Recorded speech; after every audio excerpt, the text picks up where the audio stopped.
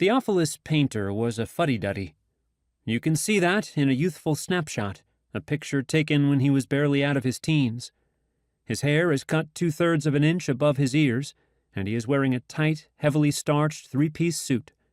His left hand is firmly planted in a front trouser pocket, and his look is stern.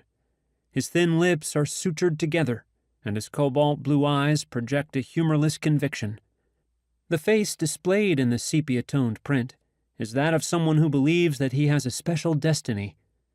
Persistently ill as a child, he was homeschooled, then sent at age 15 to a local college. There, Painter was promptly recognized as the most gifted student in his class. 4 years later, in 1908, he entered Yale as a graduate student. In the photograph, his expression declares his conviction that he will be at the center of great events. He was right about this. Wherever he was, history was being made.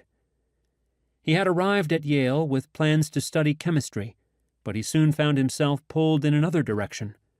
One of his professors had made the discovery that living tissue could be grown in cell cultures, and, intent on making a name for himself, he decided to make use of the technique. Switching over to the university's doctoral program in biology, he turned his attention to the fertilization of egg cells. Initially, he occupied himself with spiders. Next, he examined sea urchins and lizards. Their embryonic cells are minuscule, and the work was challenging.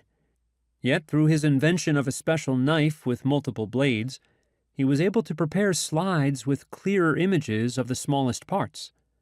The process allowed him to see what had been invisible to that point, the male sex chromosomes of a mammal. The first to reveal itself under magnification was that of an opossum. But Painter was intent on learning about humans. Obtaining sperm cells in the form he desired was not simple, and the method he decided upon would be impermissible today. An acquaintance at the Texas State Lunatic Asylum sent him the testicles of 3 patients who had been placed under anesthesia and castrated for excessive self-abuse. Painter took these and employed an elaborate process by which he could section them and arrange tissue-thin slices for microscopic inspection. Then he photographed the precise drawings he had made of what he had seen. What emerged from the darkroom was a series of printed sheets. On these were squiggly black lines on a blank white field.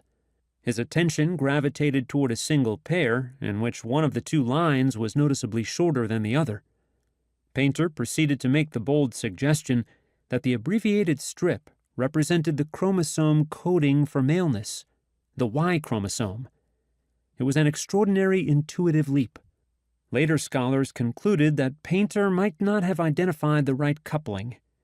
Yet his deduction that the Y chromosome was a dwarf version of the X chromosome to which it was attached was correct, and it brought him instant fame.